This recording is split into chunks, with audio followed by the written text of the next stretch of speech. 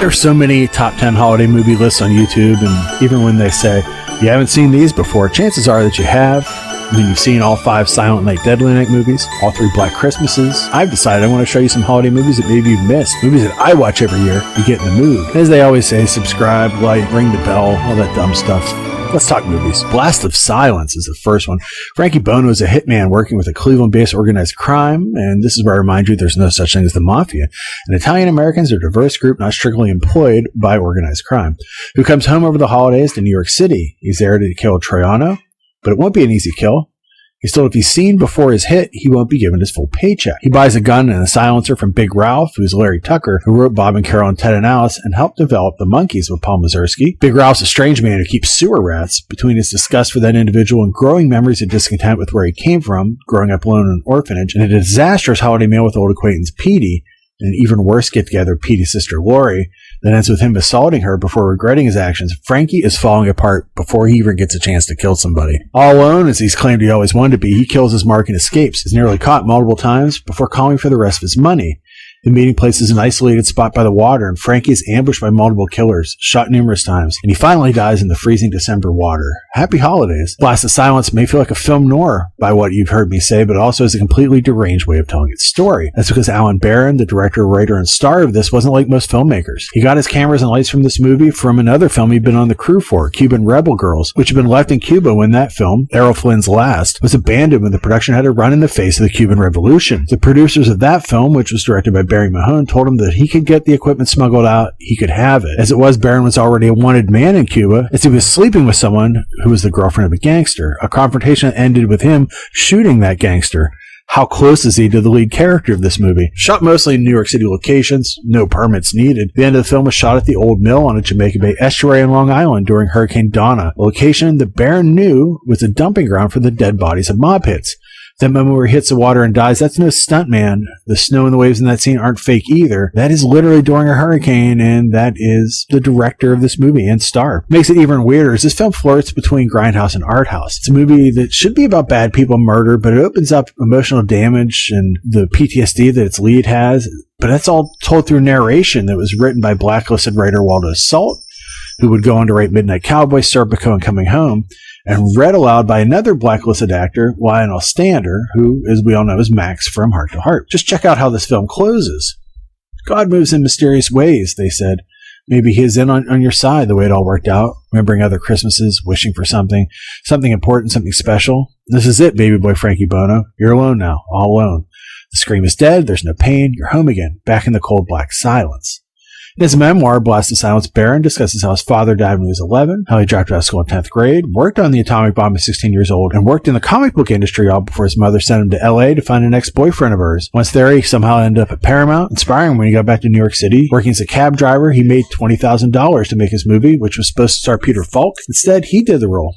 Create a movie that we still discussed 60 years later. It's in the Criterion Collection. Sadly, Barron would go on to mostly only work in TV, and I find that dark that after this movie, that its creator didn't do more art. Instead, he made episodes of The Love Boat, The Brady Bunch, and Dukes of Hazzard. Up next is Rex, a dinosaur story originally written by Masanori Hata and illustrated by Clamp.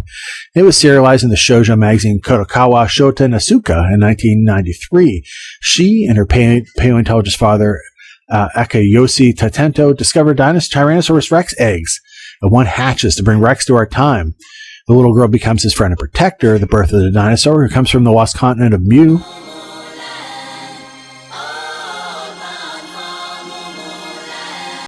Allows her to be the mother that her own parent Naomi never was. Even when Naomi comes back into her life, she doesn't care about her daughter. She just wants to study Rex. At the end, a shaman named Mr. Shinoda takes the cute dinosaur back home, perhaps even to find its own mother. There's also a long sequence where Rex gets to get in all the Japanese experiences of the holidays. And if you're not in Japan over the holidays, you wouldn't know what those are. They are watching fireworks, and another time it's feasting on KFC and Coca-Cola. If this were an American movie, I would be upset at all the product placement, but here I find it charming. The scientists even managed to make Rex into a celebrity, and he shows up in all sorts of commercials, just like anyone that gets famous in Japan.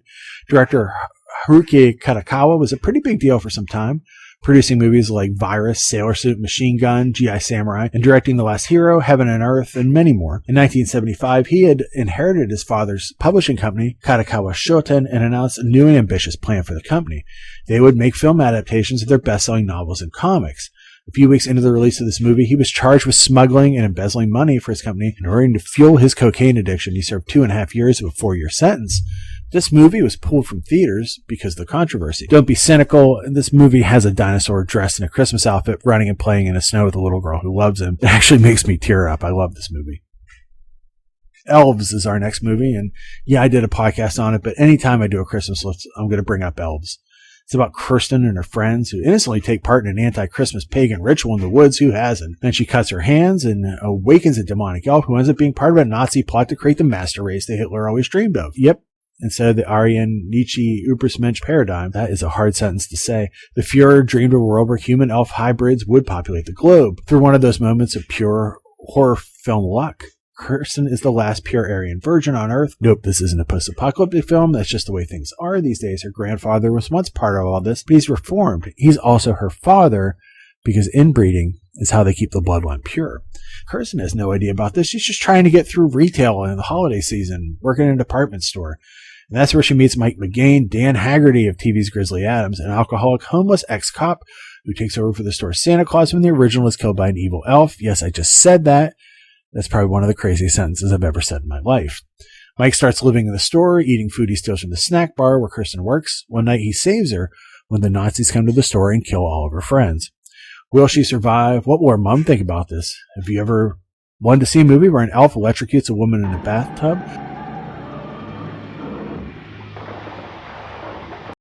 What is an elf stone? These and several questions will and won't be answered. It's a film filled with purely inane and insane dialogue, including a lecherous cocaine-using Santa and our hero bemoaning that her only friend is a cat. There's also a scene where Mike goes to see a professor during a holiday dinner, and as his family eats, the man describes how Nazis and elves have a big ritual of incestual sex bloodlines in front of the kids. I want to know the connection between the elves and the Nazis. There are two schools of thought. What are they?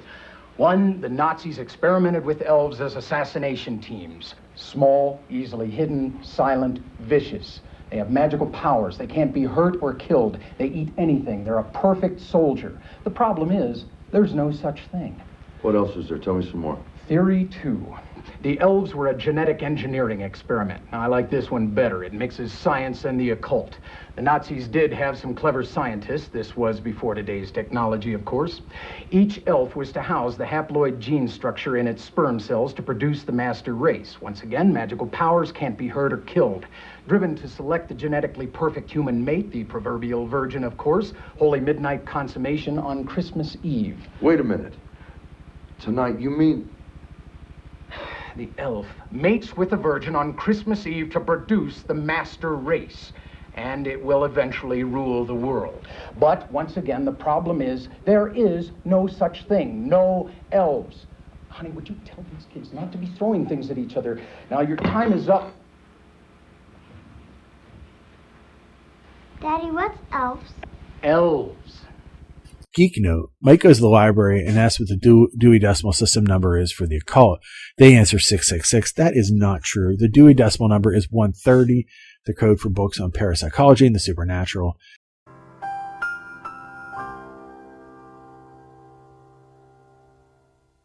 I think this film was inspired by The Little People, an amazing book all about a Nazi elf war. I would like to see that turned into a movie. Directed by Julie Kimmel, who wrote this with Ken Del Vecchio and David Landau, who I can only assume are aliens from some other plane of reality who have never met human beings before, but sent this to our planet to show us that they want to be our friends if they have no idea how humans do things. Kind of like how there's that scene in The Last American Virgin where the guy gives her an orange tree and we're all supposed to say, yes, a universal symbol that makes perfect sense, but no, that's only something in Israel and it doesn't make sense. Imagine that kind of disconnected emotion for an entire film. Jesse Genesis, who was Mario Del Vecchio, yes, his father was the writer. I can also only assume that Mario is an extraterrestrial too. As a 10-year-old whose father has been missing since his since he went to a movie theater where James Whitmore, Eric Roberts, appeared and gave his daughter Aurora the ownership of the place before a gun rights meeting, and then a clown showed up and shot everyone. Jesse thinks that if he completes a series of tasks, including getting his black belt in 5 days, his father will come back. At the same time, his mom, Abby, is working in an ad agency, and she goes to find a psychic who told her she would get married.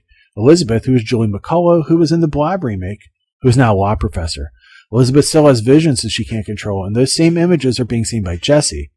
Also, when he needs to get advice, Jesse talks to the owner of the theater, who is Martin Kove, of course, from The Karate Kid.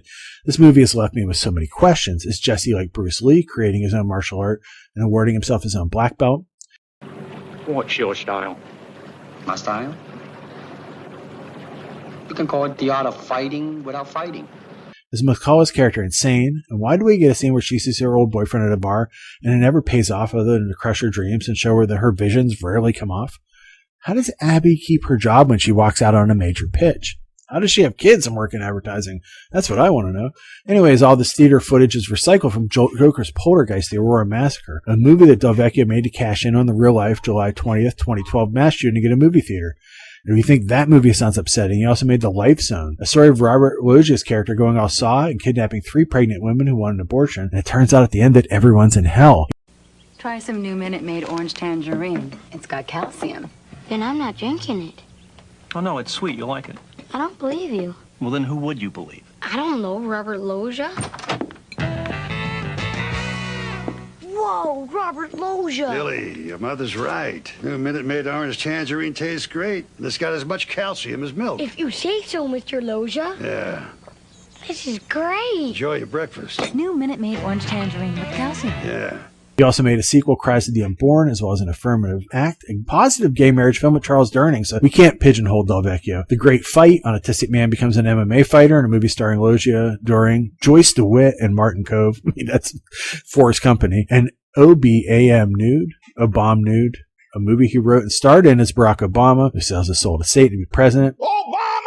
Del Vecchio was a former New Jersey judge who quit that to make movies and host the 10th Del Vecchio Hoboken International Film Festival, where this movie premiered and where Martin Kove was given the Hall of Fame award. Ironically, many of the award winners of this festival also show up in Del Vecchio's movies. Also, Kenneth plays Bob the Missing Dad. This was shot at Caldwell University, a Catholic university in New Jersey, with the film's co-producer and Kenneth's wife and Mario's mom, Dr. Francine Del Vecchio, is the full-time professor of education. Yes, at the end, the dad does come back, as all it takes to be a black belt is to break a board. This movie is baffling, though, because it is somehow at once both religious and secular, embracing the divine and the occult. And there are so many missing pieces, as if the entire movie is one big plot hole in search of a story, all explained by psychological terms, and a long, rambling explanation of what the belts and karate mean. When I was a kid, my rich neighbor paid for me to be the tackling dummy for her grandson and teach him how to fight back against bullies. I was told I was to learn nothing from this karate class and be there simply to be thrown and struck. I ended up becoming a pro wrestler and have done a few MMA fights of my own. I was kicked out of that class because I would not just take moves from this rich kid. I have no idea what happened to him. It was a job I wasn't getting paid for, but it started me on my path of learning martial arts. None of these lessons involve breaking boards, but there is a sequel. I was let down because I believed A Karate Christmas Miracle was a singular work of 100 monkeys in a room with 100 typewriters for 100 years. But this movie is just the same story beats turned into a slightly different tale. Mario Del Vecchio is back.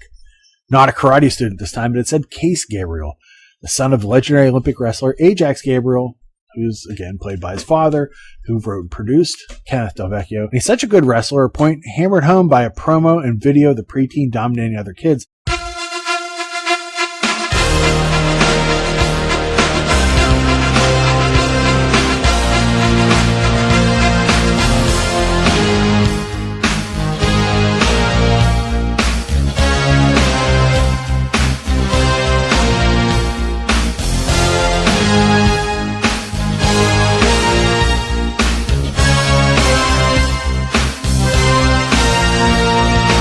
He decides to retire and fulfill his life's goal. His life's goal? Make a movie so funny that it wakes his best friend Charlie out of a coma.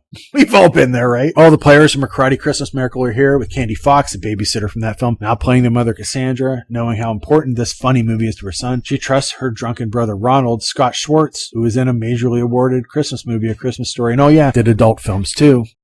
Two of the actors, Chuck and Kitty Cat, Julie McCullough, who was the psychic in the other movie. She's not as deranged in this one. They steal the movie away from him and want some money and maybe have a bomb, and there's a Mexican standoff ended by the kid, all while dad is in the Congo battling the forces of communism or socialism. And a 5-second Google search would tell you that the Democratic Republic of the Congo is a nominally centralized constitutional republic, but then we'd be robbed with that endless POV shot of an old transistor radio being brought to the diner table of the villains. The so-proclaimed movie is so funny it'll take a kid out of a coma and get his mother to stop singing Christmas carols in her sad house is actually Delvecchio's 2016 film Hospital Arrest, which explains how Martin Cove, Jimmy Walker, Michael Winslow, Todd Bridges, and Gilbert Godfrey can be all in this movie, and Mario Delvecchio still has top billing. I mean, if my son's home movies of him wrestling were in a movie, I'd put him ahead of all those guys too.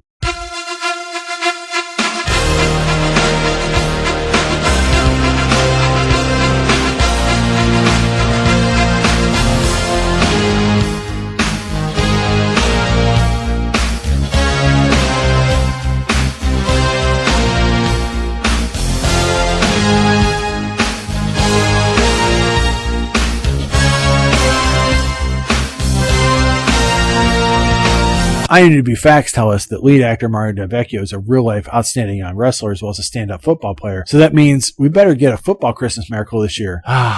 This movie is under 70 minutes long, with most of that footage coming from other movies, and then you get 11 minutes of credits, which is mostly holiday songs, punctuated by Mario Delvecchio straight up wrecking kids on the mat.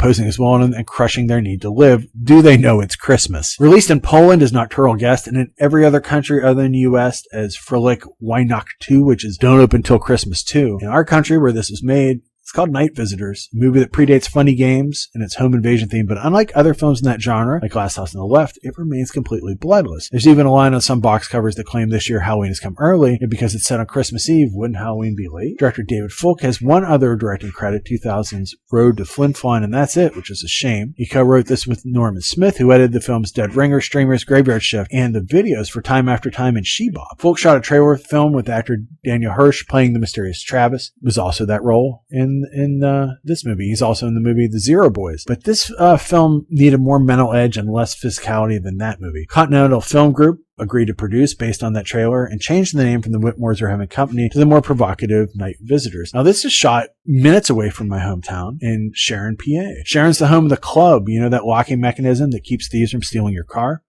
And that device is paid for keeping most of the city alive after the mills closed, keeping tourist places like Ryer's, once the largest shoe store in the U.S., the original Quaker Steak and Lube, a chicken wing restaurant that local Trent Renzer from Nine Inch Nails eats at every Christmas Eve with his family, the Buell Manor, a cemetery with crosses for everyday hostages in Iran, Cranex, a place that has an annual Christmas tree walk, and The Winter, a place that sells fancy dresses to old women while a dude plays piano for them. It's an odd place, yet perfect for this movie. In the book A Scary Little Christmas, a history of Yuletide horror films from 1972 to 2020 by Matthew C. DePay, Fulk got into what inspired him. He said not to go into too much personal history, but I did grow up in kind of a Whitmore-esque environment. At that time in my life, I needed to skewer the artificialities, the denial of emotion, the removal from the real-world nature of that below. So I aimed to bring the real world to them in the form of these four characters, archetypes really, embodying the aspects of life they most denied and fear. Christmas seemed to be the logical time to set it, because that's when families without children get together, and a time when the phony good cheer can be magnified. As for the vibe of the film, it was always partial to dark comedy. During and after my college days of theater and film, it's a style that lent itself to my story. I didn't want to do a mad slasher type movie. That certainly would have been off-putting for the intended audience, and it wouldn't jive with the vibe I was trying to get across. It's toying with the viewer's expectations. This takes place in Shaker Heights. To quote the Hold Steady, we used to shake it up in Shaker Heights, and also the hometown of WWE jerks, the Beverly Brothers. But not really, because those guys were from Minnesota and not even brothers. But anyway, where the Whitmores have gathered for Christmas Eve, Lloyd, David Schroeder, who's been in at least 150 movies, is the father. Amanda seems more like a sitcom dad from the 50s, while Carolyn, the mother, is very strict, and they've worked hard over the years and done the best they can to raise 3 children. Accountant, 26-year-old Tad, who is Joe White, whose voice you may recognize as Chris Redfield from the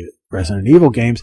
He's also in Assault of the Party Nerds. Holy Trinity College freshman and ham radio enthusiast Robbie, who's Richard Goodbye, who made 2 films for Menachem Golan's 21st Century, Virgin High and Hot Under the Collar, as well as Vice Girls. He's also in movies like Demon Wind, Nightmare Sisters, 13 Erotic Ghosts, and Glass Trap. And high school senior Katie, who is Geraldine Fabre, who is expected to also attend the same Holy Trinity College as everyone else. There's also the grandmother, played by Billy Ree Wallace, who was in Shrunken Heads and was Nana on Seinfeld, who just likes to complain about how dirty everything is. As they prepare for their holiday festivities, we see how the other half lives. That is the antagonist, led by Travis, who lords over his assembled family, which is also made up of the crimped-haired Madonna-style lover Lucy, who is Michelle Winding, who's also in Goodbye's Blood Nasty, the bullying Earl, Richard Rifkin, who has non-sex appearances in private adult films. He's also in blockbusters like Aragon and The Martians. Like many folks, he also shows up in Goodbye's Blood Nasty, and Rira, Gregory Carton Battle, who surprised his dad when he realized that despite being black, he came from wealth, but learned everything the real way on the streets. And Travis and his family visit as if they're carolers and burst inside the house, pulling a gun, ruining dinner, and unwrapping everyone's gifts. The family is led downstairs, and one by one, they're brought up to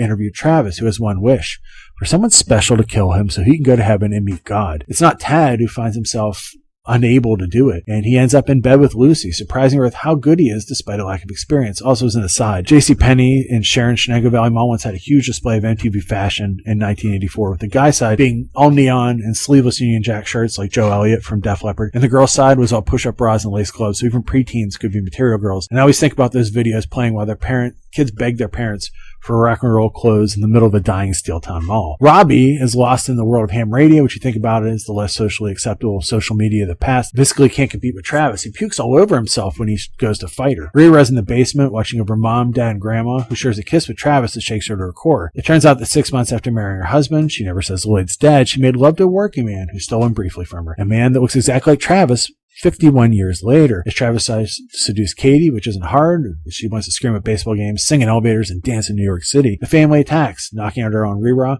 which brings down a barely dressed Tad and Lucy just in time for Lloyd to push Travis into the Christmas tree, killing him. Or does he? Because moments later he's been transformed, saying he touched the face of the Almighty and is now a changed man. Strangely, the whole family has been transformed by this night, not by violence. This is kind of like the Christmas Carol, except one warped by sex, strangeness, and a lunatic who might be the sanest person in the story. Night Visitors never came out on VHS in the US, nor is it streaming anywhere other than YouTube. It's never been on DVD or Blu-ray. This is a movie where not much happens. You know how much I love that. A lot of talking happens. You know how much I love that. And everyone is absolutely strange. There's no protagonist or antagonist as much as there's characters. It's fascinating. A holiday horror film that's not a horror film at all. I had never heard of it, despite probably being feet away from it. It was made in 87.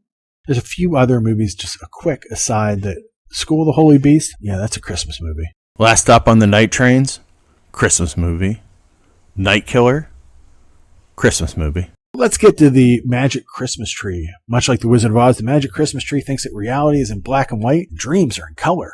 Both films have a witch, both movies have wishes. Only one of them have a budget, only one of them is a classic beloved by families for a generation. And sorry, Richard C. Parrish, your movie isn't getting a 4K re-release.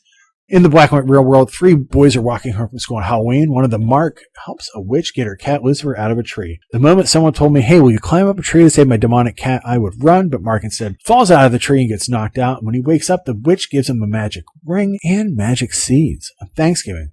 While everyone else is sleeping off that turkey and watching football, Mark is combining the wishbone of a turkey with magic seeds and the magic words and the magic ring to grow the magic Christmas tree. He also has a turtle named Ichabod who just watches in terror as Mark engages in a rite of comatose lucidity. The tree that grows is unkillable. Even when Mark's dad cuts the grass in the middle of November, I assume they live in California. Also, Mark's dad is played by the director, and his dialogue appears by magic. This entire film feels dubbed even when it isn't. As Ichabod the turtle eats the grass, Dad has a wacky grass cutting session that ends up with the mower in flames and him drunk. The way he talks to his wife, you can only assume how he really treats her. This film cuts deep into the dark underbelly of post-war America. The dream is dead. The power mower is in flames. The Christmas tree is alive. That's right, on Christmas Eve, the magical Christmas tree comes to life and can talk. And it grants Mark 3 wishes. The Magic Christmas Tree also speaks with all the snark and pomp of Charles Nelson Riley. Seriously, as if the tree has seen it all and is bored with the charade. He's merely indulging Mark. Now, Mark's a smart kid, so he wishes for an hour of absolute power, which he promptly is corrupted by absolutely. That said, he's not that smart, because why only wish for an hour? Just wish for absolute power. Don't put limits on it, Mark. You shouldn't listen to crowds, and you shouldn't listen to Pam. don't talk to trees. What does Mark do with all that power? He makes flowers appear and disappear. Mark has obviously not gone through puberty, because if I had these magic powers in 1964, I would spend that entire hour with Barbara Steele or maybe Van Doren or Brigitte Bardot. You get the picture, even if Mark doesn't. Says he makes people run all over the place and throw pies in one another's faces, but the camera is so far away you may wonder exactly what's happening. It's like Benny Hill, but if Benny Hill was terrifying. Firemen get pies in their face while their antique engines careen out of control. Happy holidays, Laverne, California. I hope you survived the experience. Yes, this is shot in the same town where The Wedding from The Graduate and Wayne's World 2 was shot. The magic Christmas tree has given Mark the power to be a jerk. His second wish is to just take Santa Claus and have him all to himself. He couldn't think of any other wishes. You have all the power in the world. You could stop war. You could end famine. Why not have Santa Claus all to yourself? Santa may be senile. He also seems like he can't stand up from the chair he's stuck in. This wish causes every other kid in the world to be sad, so Mark uses his third wish to send Santa back to the children. It's because he gets sent back to a pocket dimension where his selfishness leads him to meet the very personification of greed, a giant man who yells, "You are my little boy," and offers him a mountain of cake and toys to stay. And Greed is played by Pittsburgh native Robert Big Buck Maffei, who is 7'1". He played monsters and aliens in a ton of TV shows and movies, including A Creature, a Tars 2 Anthropod, Galileo 7 episode of Star Trek, and the giant Cyclops in Lost in Space. His last movie appearance, Cheech and Chong's Nice Dreams. Mark gives Santa back to the children, but it was all a dream, a horrible, horrible dream. Did we learn anything? No. The Bastards of Good Times released this in 1992, pairing it with Rene Cardon's Santa Claus, the greatest movie ever. I can't imagine a more horrifying double feature. The battling of Santa and a demon, directed by the man who brought you Night of the Bloody Apes, paired with a film that feels like it was shot on one of those Price is Right showcase showdown sets with all the lights turned off. My Christmas Eve film every year is I Believe in Santa Claus. Simon isn't going to have a good Christmas. He's been bullied by his fellow classmates, and the janitor throws spackle in his face and threatens to eat him. If that's not bad enough, his parents have been kidnapped in Africa, and the French government does not negotiate with terrorists. It's enough to take your friend Elodie and sneak onto a flight to Lapland, where Santa lives, and find Santa. And if you're ready to drink all that in, you're ready for the kind of Christmas movie that when the first time we saw it, my wife said, "Well, looks like you found your perfect Christmas movie." The kids find Santa in the only way they know how. They deliriously wander into the snow until they pass out. Then they meet the fairy that works with Santa, who looks a lot like their teacher who forgot them at the airport and never acknowledged they were missing. Basically, as soon as they're safe, Elodie takes Santa's puppy and goes to see a child-eating ogre. It's kind of like Adam and Eve by way of Adam and Eve versus the cannibals, but when the kids finally escape thanks to Santa and go to Christmas Mass, no one even realizes they were missing. Nobody cares about these children. Take a break for 1 second. I just want to show you one scene from this movie. And you can't tell me in this scene, as we watch it, that Santa didn't throw this dog at the bed. Let's see it again in slow motion. Someone threw this dog at these children. Yeah, Santa goes to Africa to free Simon's parents. This is a French movie, but everything was shot in English. The whole movie feels like a vehicle for Karen Sherrill, because it is, who plays both the school teacher and fairy. Her songs sound like 80s pop, kind of like 99 Luke Balloons, but played at chipmunk speed. Ironically, the first edition of this film's soundtrack was quickly taken out of stores because Sherrill didn't ask for permission from the producer if she could appear in the film or sing on the soundtrack. This is probably the only Santa Claus movie I've ever seen where he almost gets eaten by an alligator, so it has that going for it. It's also the kind of mind-altering movie that people say, I was watching this movie that I couldn't deal with and didn't finish, but it felt like the kind of thing you'd make me watch. Yes. Just listen to this song that gets played in the classroom, and I know all the words to it. I'm not going to sing it to you, but it is amazing, and this theme goes throughout the entire movie. Stop all your crying business. What for? 'Cause there's a Father Christmas. You sure? Who lives in Rovaniemi, that's in Lapland. You should know. Quickly, we must go faster. School mistresses and masters. Go there with that and us to help prepare the Christmas toys. You ready for some more Santa, like Santa Claus? John Russo lives in Glassport, which I can see from my house, and he wrote the idea that became Night of the Living Dead, which that'd probably be enough, but he also made Return of the Living Dead happen. He also made his own movies like Midnight and the Majorettes, two movies that fall in that strange genre of films that come from Pittsburgh, called the Yinzer Giallo.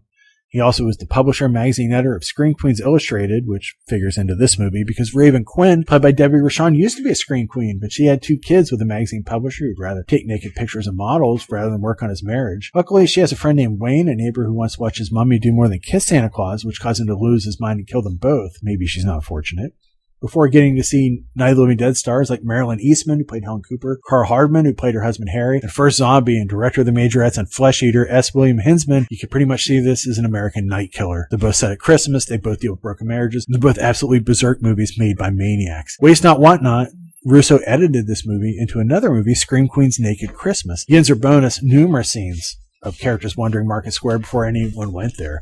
Back when George Aiken, a restaurant that made the best fried chicken ever, when National Record Mart was still a thing, when G.W. Murphy's was still open, the killer runs into the Oyster House for a second, and I was awash in 90s downtown Pittsburgh memories, like Honus Wagner, the smell of Harry Krishna's t-shirts, Candy Rama, and so much more. In short, the killer in this movie uses a garden cultivator like a weapon, like a South Hills version of Blood and Black Lace. All with softcore dancing, it makes me wistful for dollar pizza at Anthony's and the cricket. And the old sign that was painted there, and yay, John Russo wrote 2 songs for this, Christmas by Myself and Brand New Christmas. If you remember that old store Novelties in Market Square that never seemed to sell anything and was put out of business for Dunkin' Donuts, and you wondered, is this a mob front? And yes, it was. I want you to know that this movie has the killer by his Santa Claus suit in that store. Wow. If only this had a murder under the Kaufman's clock, it would be perfect. Anyways, let's talk about Bloodbeat. It's got one of those covers you look at again and again, trying to decide, should you rent this movie back when you could rent movies? Then you finally get it. Take it in, it blows your mind, and you keep telling people about it, and people say, did you make that movie up? Well, now you can watch this online and prove to your friends that it is real. Fabrice A. Zafaratos has 2 directing credits. This is one of them. That's a shame, because I really like the direction. There are moments where I just yell at the TV during the shock. It's not the best movie I've ever seen, but it wants to be. It feels like a regional horror movie made by a European art director on too many drugs. Also, the house the family lives in tries to kill everyone at one point, but no one decides to leave. So, tell me about it, Sam. It all starts with Kathy and Gary talking about how they'll never get married despite him wanting to be a father to her kids.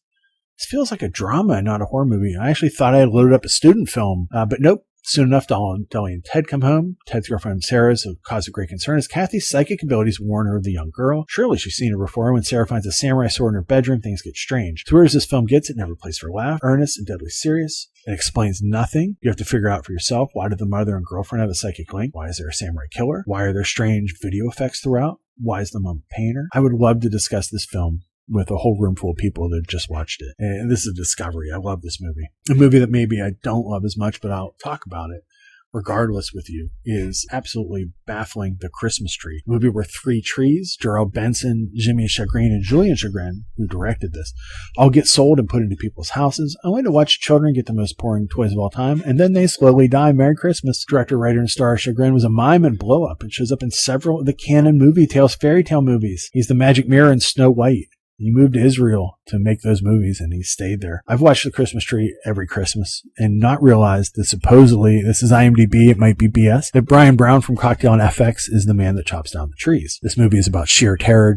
I'm not going to talk about it too long because I don't think I can leave it up this long on the screen legally. 10,000 Points of Light is another tradition and a much better one. A short documentary by George King about the Townsends, a family that opens its Elvis-loving, God-fearing home to their Atlanta neighbors, and we get to meet everyone from Grandma Margaret, who loves the King so much she has a fantasy room with lit up black velvet paintings, and Gloria, who flirts in a line and shows off the ring her ex-husband gave her, but she's not getting back together with him. Then there's Raymond, who keeps order outside and telling people not to make any back talk because he has a gun, and plenty of seasonal goodwill. The family has been asked to leave Atlanta for Charlotte, North Carolina, and you wonder why. Is it because thousands of people line up outside their house every Christmas? Could it be they told visitors that the power company will give you back the money you spent lighting up your house? Who can say? But what I do love, and what I do know, is that everyone smokes nonstop, even when they're making cookies or a nativity with the candy Jesus. Someone is going to eat that candy Jesus, who would do that? Yet what I love most of this film is it never makes fun of this family or calls them rednecks or denigrates the South. They're good people who open their home to others and give a part of themselves that other families can take home with them. Even on the last night that they're ever going to do this, they're giving away lights and trying to part with some of their decorations. And you can say that this is kitsch and look down on these folks, but that makes you the fool. This movie makes my holiday season right, and it's probably the most normal one on my list.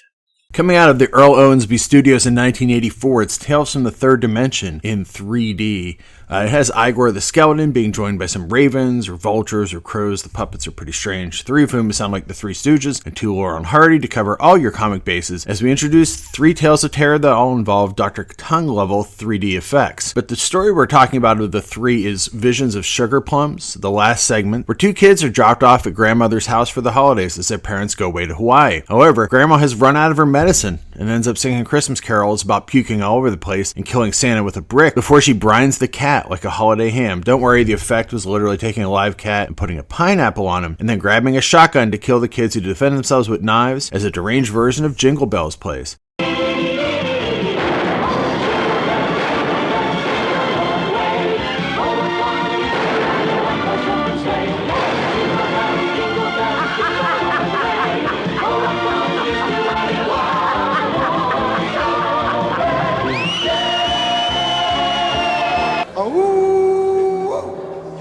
Oh, boy! Count Floyd's glasses are a little fogged up. Well, that's some film, isn't it? You be sure to watch this Saturday night. Anyways, the only other movie I'd like just to bring up to you shortly is, if you get a chance to watch it, it's on Tubi, Legend of the Christmas Witch. And let me blow your mind, this is a movie for kids, kind of like Spy Kids. It's about a teacher who learns that she's a Christmas witch, and it's directed by Michelle Suave, who you may know, who did The Church and tons of other horror movies, The Sect, Cemetery Man, and now he's making kids movies for Italians. It looks great. Anyways, Feliz Navidad. Merry Christmas. Hope this list helps serve you throughout the season. Remember, you can come to the site BNS About Movies and get even more movies. You can listen to the podcast and learn even more about weird movies. Thanks for watching. Psycho sees Santa's workshop. Need this, and only we majors can stop them.